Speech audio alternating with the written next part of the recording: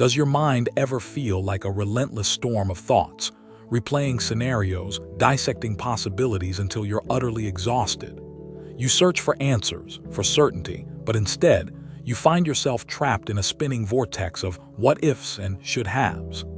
This mental churn, this overthinking, can steal your peace and paralyze your will, leaving you feeling stuck. It's a common human experience, the desire to understand, to plan, to make the right decision. But when does careful consideration cross the line into a debilitating cycle of overanalysis? When do our thoughts, meant to guide us, instead become heavy chains, binding us to inaction and anxiety? You might feel isolated in this struggle, but the battle against a restless mind is as old as humanity itself. Long before our modern distractions, ancient philosophers sought ways to navigate the complexities of human thought and find pathways to a more tranquil, purposeful existence. They too understood this internal friction. Imagine a mind not as a cage for endless thought, but as a compass, designed to orient you towards meaningful engagement with the world. What if the solution to overthinking wasn't to think harder, but to think differently, to shift your focus from the internal maze to the external path? Today, we delve into a timeless piece of wisdom, an ancient trick, if you will, inspired by one of history's greatest thinkers, Aristotle. He offered a perspective that can help us untangle our thoughts and find clarity not in more thinking, but in a surprisingly straightforward approach to life. Aristotle lived in a world vastly different from ours, yet he grappled with fundamental questions of human flourishing and the nature of a good life. He observed that true contentment often arises not from passive contemplation alone, but from active engagement with our purpose.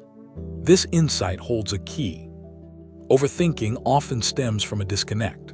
We have a goal, a desire, or a problem, but our minds get caught in an endless loop of abstract possibilities, fears, and analyses, detaching us from the concrete reality where solutions actually lie. We become spectators of our own anxieties. Consider a craftsman. If he spent all his time imagining every possible flaw in his material, every tool that might break, every design that might fail, his workshop would remain silent, his hands idle. The masterpiece is born not just from vision, but from the act of creation itself. Aristotle recognized that our human function, our ergon, involves activity guided by reason. When we overthink, we are often stuck in the reason part, neglecting the activity. The ancient trick involves rebalancing this equation, letting action inform our thoughts. So what is this ancient practice? It's surprisingly simple, yet profoundly effective. It's about shifting your focus from the overwhelming entirety of your thoughts to two core elements, a clear aim and the very next practical step. First, Aristotle would urge us to consider our telos, our end, our purpose, our goal. When you're overthinking, ask yourself, what am I truly trying to achieve here? Often, the goal becomes obscured by the fog of worry. Clarify your destination. This telos doesn't have to be a grand life purpose in every instance. It can be the specific outcome you desire from a situation you're currently overthinking. What does success or resolution look like in this particular context? Make it as concrete as possible. Having a clear aim acts like an anchor. It stops your mind from drifting into countless irrelevant scenarios.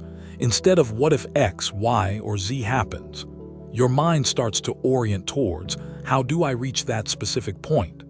This focus is crucial. Once the aim is clear, the second part of the Aristotelian trick comes into play. Identify and take the very next practical, tangible step. Not the whole journey, not all the potential obstacles, just the immediate action required to move forward.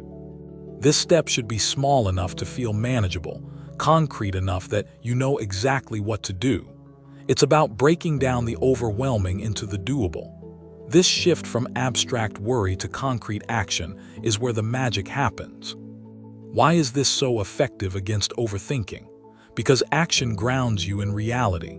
Overthinking thrives in the abstract, in the hypothetical.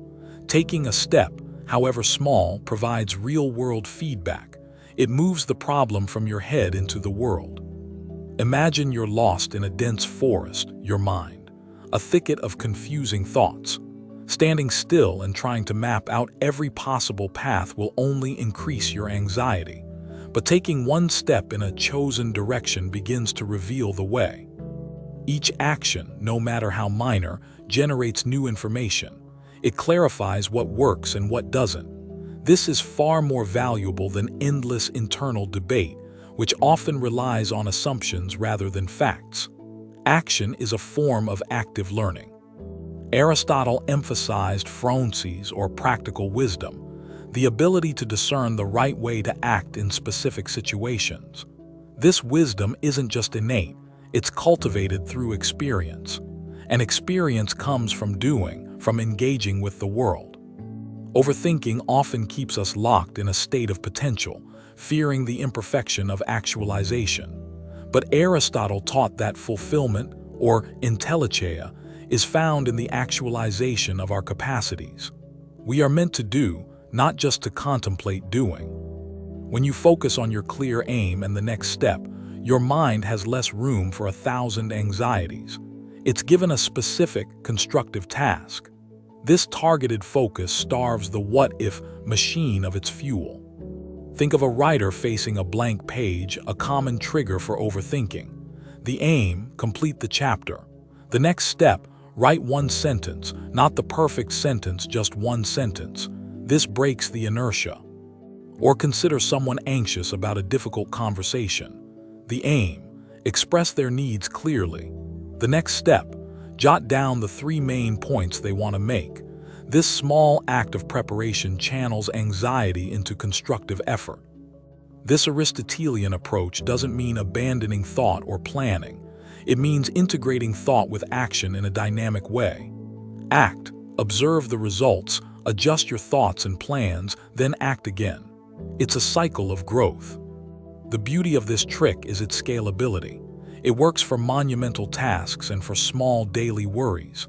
Define the goal, identify the immediate practical action. This simplicity is its power. Overthinking often comes with a sense of being overwhelmed. By focusing on just one aim and one next step, you restore a sense of agency and control. You're no longer battling an entire hydra of thoughts, but facing one manageable task. This process helps to build momentum. One small action completed makes the next small action easier. It's like starting a heavy flywheel. The initial pushes are hard, but soon it spins with its own energy. Engaging in purposeful action also shifts your emotional state. The feeling of accomplishment, even from a small step, releases positive neurochemicals. This can counteract the anxiety and stress often associated with overthinking. Consider the archer Aristotle often used as an analogy. The archer must have a target telos and must perform a series of actions, drawing the bow, aiming, releasing. Success comes from this focused, sequential activity, not from endlessly worrying about missing. The mind can be a brilliant servant but a terrible master. This ancient trick helps you reclaim your role as the director of your mental energies, guiding them toward productive ends rather than letting them run wild. When you find yourself spiraling, pause, consciously detach from the storm of thoughts. Ask, what is my actual goal here? Write it down if it helps. Make it clear and concise. This is your anchor. Then ask, what is the very next, physically doable action I can take towards this goal? Not what you should do eventually, but what you can do right now or in the next few minutes. Keep it small. This might be sending that email you've been putting off. It might be making a 5-minute phone call. It might be tidying one small corner of your desk to prepare for a larger task. The size of the action is less important than the acting itself. As you take that step, notice how it feels. Notice the shift, however subtle, in your mental state. Often, the anticipation and overthinking are far worse than the reality of the action. Action dispels phantoms. Don't judge the outcome of that single step too harshly. The purpose of the step isn't always to achieve the final goal instantly, but to break the cycle of rumination and to gather real-world information. It's about movement. This Aristotelian approach encourages a mindset of experimentation and learning. Each action is a small experiment. Some will move you forward significantly, others might teach you what to adjust. Both are valuable. Overthinking often craves perfection. It wants all answers before any movement. This ancient trick embraces imperfection, understanding that clarity often emerges through action, not before it. Progress over perfection. Think of a sculptor. They don't just stare at a block of stone, overthinking every possible form. They pick up a chisel and make the first strike. The form reveals itself through the process of removal, of action. This focus on the next step also helps manage fear. The entirety of a challenge can be terrifying, but one small, defined action is usually far less intimidating. It's about taking the dragon one scale at a time. Aristotle believed that virtue and character are developed through habit. By habitually shifting from overthinking to purposeful action, you are not just solving immediate problems. You are cultivating a more effective and peaceful way of being. This isn't about suppressing thoughts or emotions. It's about not letting them paralyze you.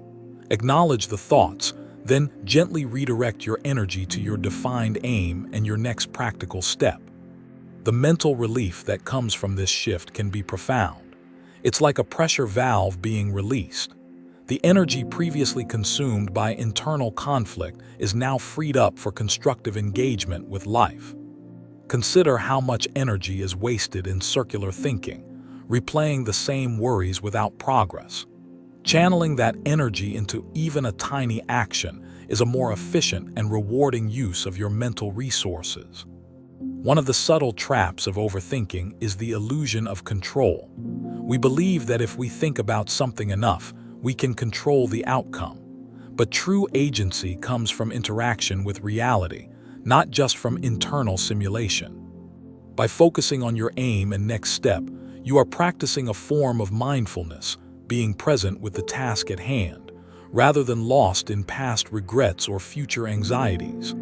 Action anchors you in the now. This technique is not a denial of complexity.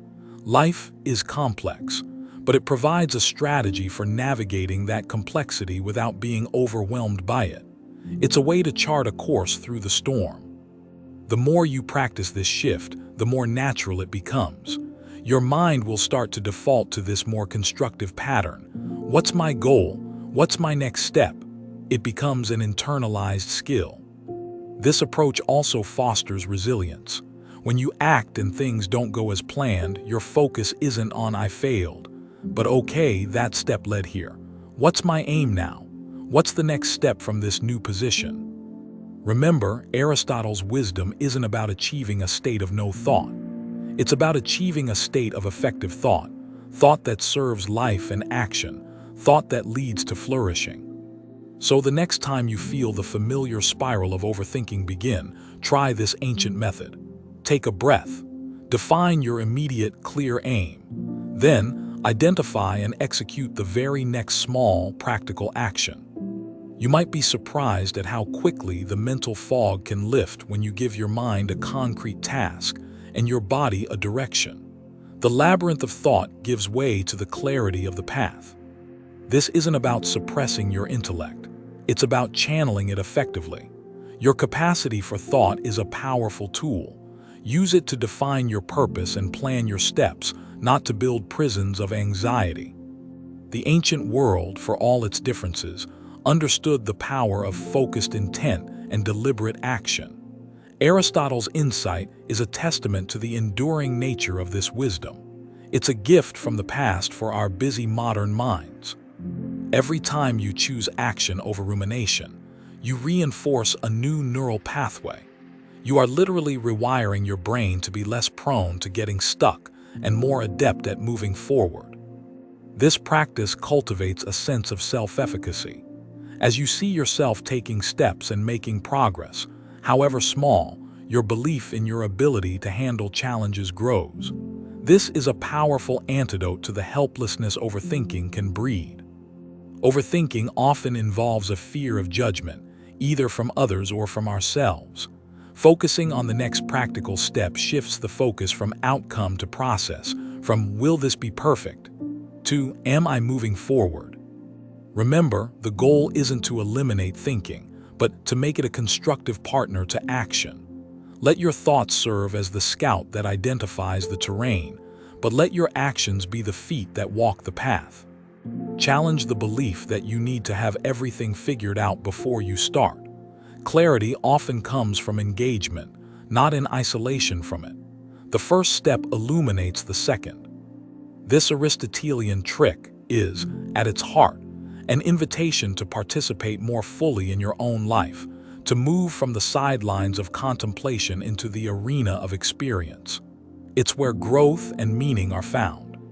The next time you find your thoughts racing, creating scenarios of doom or endless loops of indecision, gently interrupt that pattern. Remind yourself, aim, next step. This practice can transform your relationship with challenges. Instead of sources of dread, they become opportunities to define an aim and take a step, opportunities to learn and to act with purpose. The world needs your unique contribution, your actions, not just your thoughts. By overcoming the paralysis of overthinking, you unlock your potential to make a difference, however small it may seem to you.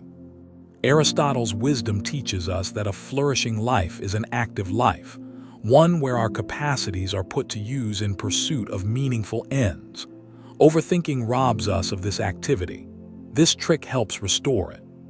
Don't expect to master this overnight. Be patient with yourself. Each time you successfully shift from overthinking to action is a victory, a step towards a calmer, more effective mind. As a simple practice, tonight or tomorrow morning, pick one thing you've been mildly overthinking. Define your clear, small aim related to it. Then, identify and do the single next practical step. Just one. Observe the feeling. Does the mental noise lessen? Do you feel a little more grounded, a little more capable? This direct experience is the most potent teacher. This ancient trick, then, is not magic, but a profound psychological tool. It leverages our natural human need for purpose and our ability to act, guiding us out of the mire of our own minds. The power lies in its simplicity and its action-oriented nature. Define your aim. Take the next step. Repeat. In this rhythm, you may find not only an escape from overthinking, but a pathway to a more engaged and fulfilling life. So let the wisdom of Aristotle echo in your moments of mental turbulence. Let it remind you that clarity is often found not in more thought, but in the courage to take that next, simple, purposeful step into the world. Embrace the power of doing. For in action, the anxieties of the mind often lose their grip, and the path forward, once shrouded in mist, becomes surprisingly clear. The journey begins, as it always does, with a single step.